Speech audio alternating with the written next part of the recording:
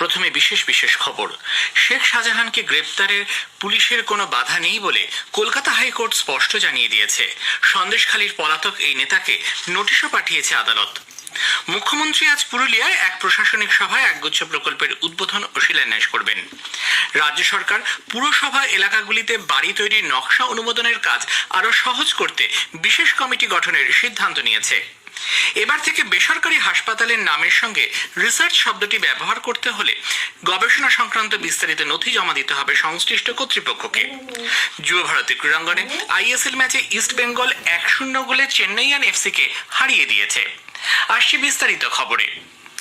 তৃণমূল কংগ্রেসের সাধারণ সম্পাদক অভিষেক ব্যানার্জির বক্তব্য খারিজ করে দিয়ে কলকাতা হাইকোর্ট জানিয়েছে, সন্দেশখালীর ঘটনার মূল অভিযুক্ত শেখ শাহজাহানকে গ্রেফতারে পুলিশের কোনো বাধা নেই। প্রধান বিচারপতি টি.এস. শিবজ্ঞানম এ সংক্রান্ত মামলায় গতকাল স্পষ্টভাবে জানান, পুলিশকে কোনো নির্দেশ দেওয়া হয়নি। ইডির মামলায় বিশেষ তদন্তকারী দল সিট গঠনের ওপর শুধু স্থগিতাদেশ দেওয়া হয়েছিল। মহেশতলে রবিবার এক অনুষ্ঠানে অভিষেক বলেছিলেন, আদালতের স্থগিতাদেশের কারণে শাহজাহানকে গ্রেফতার করতে পারছে না পুলিশ। 4 বছর আগেই তার বিরুদ্ধে জমি দখল এবং মহিলাদের যৌন নির্যাতনের অভিযোগ ওঠা সত্ত্বেও পুলিশ কোনো ব্যবস্থা নেয়নি কেন, সেই প্রশ্নও তোলেন প্রধান বিচারপতির ডিভিশন বেঞ্চ। সন্দেশখালীর পলাতক এই তৃণমূল কংগ্রেস নেতাকে নোটিশ পাঠিয়েছে আদালত। হাইকোর্টের রেজিস্ট্রারকে এ বিষয়ে সর্বাধিক প্রচারিত সংবাদ মাধ্যমে বিজ্ঞাপন দিয়ে নোটিশ জারি করার নির্দেশ দেন প্রধান বিচারপতি। 4 মার্চ মামলার পরবর্তী শুনানি। উল্লেখ্য, সন্দেশখালী কাণ্ডে স্বতঃপ্রণোদিত মামলা দায়ের করেছিলেন বিচারপতি অপূর্ব সিনহা রায়। প্রধান বিচারপতি শিবজ্ঞানম ও বিচারপতি হিরণময় ভট্টাচার্যের ডিভিশন বেঞ্চে সেই মামলার শুনানি চলছে। রাজ্যপাল সিভি আনন্দ বোস বলেছেন, সন্দেশখালী ঘটনায় মূল অভিযুক্তকে অবিলম্বে গ্রেপ্তার করতেই হবে।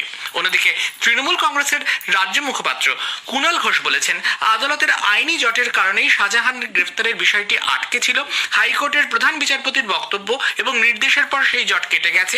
এর জন্য তিনি আদালতকে ধন্যবাদ জানান।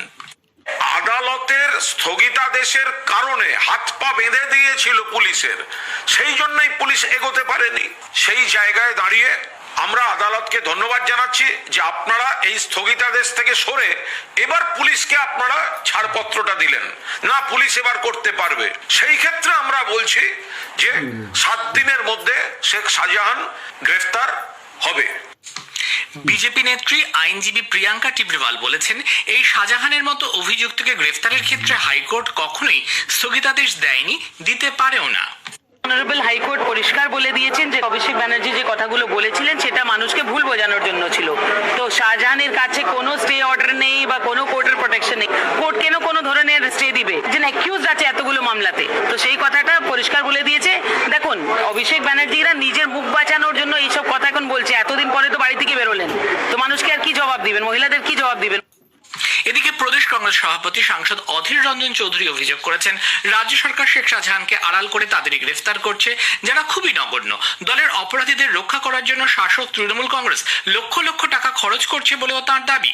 সিপিআইএম কেন্দ্রীয় কমিটির সদস্য সুজন চক্রবর্তীও দাবি করেছেন, নিজেদের স্বার্থেই তৃণমূল কংগ্রেস শাহজাহানকে গ্রেফতার করছে না। জনরোষে উত্তপ্ত সন্দেশখালী, যাকে কেন্দ্র করে গণবিক্ষোভের সূত্রপাত। তৃণমূল কংগ্রেসের সেই পলাতক নেতা শেখ শাহজাহানের বিরুদ্ধে একাধিক এফআইআর দায়ের করেছে পুলিশ। তার ভাই সিরাজউদ্দিনের বিরুদ্ধেও এফআইআর দায়ের করা হয়েছে। শাহজাহান ও তার দলবলের বিরুদ্ধে জমি দখল, জোর করে টাকা আদায়, জব কার্ডের টাকা আত্মসাৎ সহ বিভিন্ন অভিযোগে ফুঁসছেন গ্রামবাসীরা। অন্যদিকে ধৃত শিবপ্রসাদ হাজরা, বিকাশ সিং ও নিরাপদ সর্দারকে গতকাল আবারও বসিরহাট মহকুমা আদালতে তোলা হয়। শিবু হাজরাকে 6 দিনের পুলিশ হেফাজত এবং বিকাশ ও নিরাপদকে 2 দিন করে জেল হেফাজতের নির্দেশ দেওয়া হয়েছে। সন্দেশখালী কাণ্ডের প্রতিবাদে কলকাতার গান্ধী মূর্তির পাদদেশে বিজেপির 3 দিনের ধর্ণা কর্মসূচির অনুমতি পুলিশ না দেওয়ায় কলকাতা হাইকোর্টের দ্বারস্থ হয়েছেন দলের রাজ্য সভাপতি সুকান্ত মজুমদার। বিচারপতি কৌশিক চন্দ মামলা দায়েরের অনুমতি দিয়েছেন। আজ এর শুনানি হতে পারে। রাজ্য শিশু সুরক্ষা কমিশন পুরাতন মালদায় নিহত আদিবাসী নাবালিকা ছাত্রীর পরিবারের পাশে থাকার আশ্বাস দিয়েছে। কমিশনের চেয়ারপারসন তুলিকা দাস ও শিশু সুরক্ষা কমিশনের অ্যাডভাইজার সুদেশনা রায় মকদমপুর এলাকায় নিউ সার্কিট হাউসে সাংবাদিকদের মুখোমুখি হয়ে জানান, তারা মৃত ছাত্রীর বন্ধু বান্ধব ও আত্মীয়র সঙ্গে কথা বলেছেন, কিন্তু জানতে পারেননি খুনের ঘটনায় কে অভিযুক্ত। পোস্টমর্টেমের রিপোর্ট এলে তদন্তে গতি বাড়বে বলে তারা আশাবাদী। কলকাতায় কোভিড সংক্রমণে মৃত রিজেন্ট পার্কের এক তরুণের মৃতদেহ হস্তান্তর নিয়ে হাসপাতাল কর্তৃপক্ষের সঙ্গে পরিবারের সদস্যদের দীর্ঘক্ষণ টানাপোড়েন চলে। রবিবার রাতে বেলেঘাটা আইডি হাসপাতালে কোভিড সংক্রমিত 24 বছরের আশিস হালদারের মৃত্যুর পর কর্তৃপক্ষ পরিবারের হাতে দেহ তুলে দিতে অস্বীকার করে। শেষ পর্যন্ত গতকাল দুপুরে পুরসভার গাড়িতে তার দেহ নিয়ে যাওয়া হয় ধাপায়, সেখানেই দাহ কার্য সম্পন্ন হয়। উল্লেখ্য, জানুয়ারি মাসে শহরে কোভিডে আরও একজনের মৃত্যু হয়। এরপর চলতি মাসেও আরও একটি মৃত্যুর ঘটনায় চিকিৎসকরা উদ্বেগ প্রকাশ করেছেন। স্থানীয় সংবাদ শুনছেন আকাশবাণী কলকাতা কেন্দ্র থেকে। মুখ্যমন্ত্রী মমতা ব্যানার্জি আজ পুরুলিয়ায় একটি প্রশাসনিক সভায় একগুচ্ছ উন্নয়নমূলক প্রকল্পের উদ্বোধন ও শিলান্যাস করবেন। পুরুলিয়া শহরের উপকণ্ঠে ব্যাটারি ময়দানে অনুষ্ঠিত সভায় 430টি প্রকল্পের শিলান্যাস করবেন তিনি। এই অনুষ্ঠানে বিভিন্ন প্রকল্পের সুবিধা প্রাপকদের হাতে নানা সরকারি প্রকল্পের সুবিধা তুলে দেবেন মুখ্যমন্ত্রী। এছাড়াও যে 281টি প্রকল্পের উদ্বোধন করবেন তিনি, তার মধ্যে উল্লেখযোগ্য রঘুনাথপুরের জঙ্গল সুন্দরী শিল্পতালুকে একটি বেসরকারি ইস্পাত কারখানা। সভা শেষে মুখ্যমন্ত্রী বাঁকুড়ার উদ্দেশ্যে রওনা হবেন। খাতড়ায় আগামীকাল আরও একটি অনুষ্ঠানে বিভিন্ন প্রকল্পের সুবিধা প্রাপকদের কাছে সরকারি পরিষেবা পৌঁছে দেবেন তিনি। বৃহস্পতিবার ঝাড়গ্রামে একটি প্রশাসনিক জনসভায় তার যোগ দেওয়ার কথা।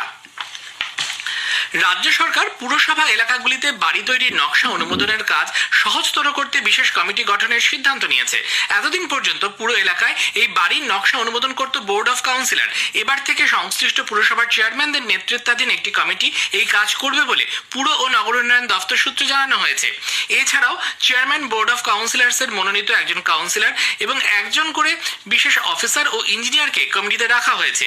উল্লেখ্য, কলকাতা পুরো এলাকায় আগে থেকেই বিল্ডিং প্ল্যান অনুমোদনের জন্য আলাদা কমিটি রয়েছে। অন্য পুরসভাগুলির ক্ষেত্রে এই সিদ্ধান্ত নিত বোর্ড অফ কাউন্সিলর্স। নতুন নিয়ম অনুযায়ী পুরসভার কাছ থেকে কেউ বিল্ডিং প্ল্যানের অনুমোদন পেলে তার মেয়াদ থাকবে 3 বছর পর্যন্ত। সেই মেয়াদ শেষ হবার পর আরও 2 বছরের জন্য তা নবীকরণ করা যাবে। রাজ্যের নানা প্রান্তে বেশ কিছু মানুষের আধার কার্ড নিষ্ক্রিয় হওয়ার ঘটনায় উদ্বেগ প্রকাশ করে তৃণমূল কংগ্রেসের এক প্রতিনিধি দল গতকাল দিল্লিতে নির্বাচন কমিশনের দ্বারস্থ হয়। 5 সদস্যের ওই প্রতিনিধি দল নির্বাচন সদনে গিয়ে মুখ্য নির্বাচন কমিশনারের কাছে ডেপুটেশন জমা দেয়। তারা জানিয়েছেন, আধার কর্তৃপক্ষের কাছ থেকে কার্ড বাতিল সংক্রান্ত বার্তা নোটিশ ঘিরে আমজনতার মধ্যে আতঙ্ক ও বিভ্রান্তি ছড়িয়েছে। নিয়ম মেনে তাদের ডেকে আত্মপক্ষ সমর্থনের সুযোগও দেওয়া হয়নি। আধার বাতিলের খবর ছড়িয়ে পড়ার পর মুখ্যমন্ত্রী মমতা ব্যানার্জি এই নিয়ে প্রধানমন্ত্রী নরেন্দ্র মোদীকে চিঠিও দিয়েছেন। ইউনিক আইডেন্টিফিকেশন অথরিটি অফ ইন্ডিয়াকেও জানানো হলেও কোনো লাভ হয়নি। তৃণমূল কংগ্রেস চাইছে নির্বাচন কমিশন বিষয়টি নিয়ে ভাবনা চিন্তা করুক। এদিকে তৃণমূল কংগ্রেস অসত্য কথা বলতে নির্বাচন কমিশনে গেছিল বলে বিজেপি দাবি করেছে। দলের রাজ্য সভাপতি সুকান্ত মজুমদার বলেছেন, কোনো আধার কার্ড বাতিল করা হয়নি। যদি কারো হয়েই থাকে তাহলে যোগাযোগ করলেই তারা সেটি চালু করার ব্যবস্থা করে দেবেন।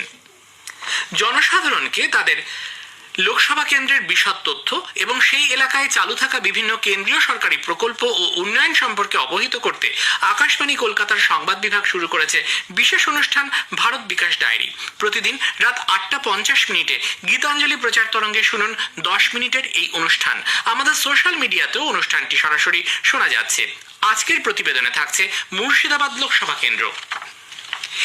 এবার থেকে বেসরকারি হাসপাতালের নামের সঙ্গে রিসার্চ শব্দটি ব্যবহার করতে হলে চিকিৎসা গবেষণা সংক্রান্ত বিস্তারিত নথি জমা দিতে হবে লাইসেন্সিং কর্তৃপক্ষকে। শব্দটি রাখলে গবেষণার প্রমাণ দেখাতে হবে, অন্যথায় সংশ্লিষ্ট সংস্থার বিরুদ্ধে কঠোর ব্যবস্থা নেওয়া হবে। রিসার্চ শব্দটি ব্যবহার করতে হলে চিকিৎসা গবেষণা সংক্রান্ত বিস্তারিত নথি জমা দিতে হবে। কিছু বেসরকারি হাসপাতাল গবেষণার নামে অনুদানের টাকা নয়ছাই করছে, এই ধরনের অভিযোগের প্রেক্ষিতেই এই পদক্ষেপ বলে স্বাস্থ্য দপ্তর সূত্রে জানানো হয়েছে। সম্প্রতি দপ্তরের তরফ থেকে এই মর্মে এক নির্দেশিকা জারি করা হয়। তাতে বলা হয়েছে, প্রতিষ্ঠানটি গবেষণার সঙ্গে যুক্ত কিনা, হাসপাতালে গবেষণার জন্য যোগ্য লোক আছে কিনা তার বিস্তারিত তথ্য জানাতে হবে। না হলে লাইসেন্স পুনর্নবীকরণ করা হবে না। কল্যাণীর এইমস হাসপাতাল জটিল স্টিফেন জনসন রোগে আক্রান্ত এক মহিলার সফল অস্ত্রোপচারের পর দৃষ্টিশক্তি ফেরানোর বিরল কৃতিত্ব অর্জন করেছে। হাসপাতালের চিকিৎসকরা এক অন্তঃসত্ত্বা মহিলার থেকে বিশেষ এক ধরনের মেমব্রেন নিয়ে আক্রান্ত রোগীর 2 চোখে সফলভাবে অস্ত্রোপচার করেন। বর্তমানে তিনি সংকটমুক্ত। পুরুলিয়া জেলা আদালত নাবালিকাকে ধর্ষণ কাণ্ডে গ্রেপ্তার হওয়া 3 জনকে 3 দিনের পুলিশ হেফাজতে পাঠিয়েছে। ঝালদায় ওই নাবালিকা ছৌ নাচ দেখে বাড়ি ফেরার সময় 3 যুবক তাকে ধর্ষণ করে বলে অভিযোগ। পুলিশ ঘটনার তদন্ত করছে। যুব ভারতী ক্রীড়াঙ্গনে গতকাল আইএসএল এর ম্যাচে ইস্টবেঙ্গল 1-0 গোলে চেন্নাইয়ান এফসি কে হারিয়ে দিয়েছে। গোল করেছেন নন্দকুমার। ইস্টবেঙ্গল 16 ম্যাচে 18 পয়েন্ট নিয়ে লিগ তালিকার 8ম স্থানে উঠে এসেছে। কলকাতা হকি লিগে 3টি ম্যাচ হয়েছে। মোহনবাগান 2-1 গোলে মোহামেডান স্পোর্টিংকে, ইস্টার্ন রেল স্পোর্টস অ্যাসোসিয়েশন 1-0 গোলে পোর্ট ট্রাস্টকে হারিয়ে দিয়েছে। বিএনআর ও এফসিআই এর মধ্যে খেলাটি 3-3 গোলে অমীমাংসিত রয়েছে। শেষে বিশেষ খবর আরো একবার। শেখ শাহজাহানকে গ্রেপ্তারে পুলিশের কোনো বাধা নেই বলে কলকাতা হাইকোর্ট স্পষ্ট জানিয়ে দিয়েছে। মুখ্যমন্ত্রী আজ পুরুলিয়ায় এক উদ্বোধন ও শিলান্যাস করবেন। স্থানীয় সংবাদ শেষ হলো।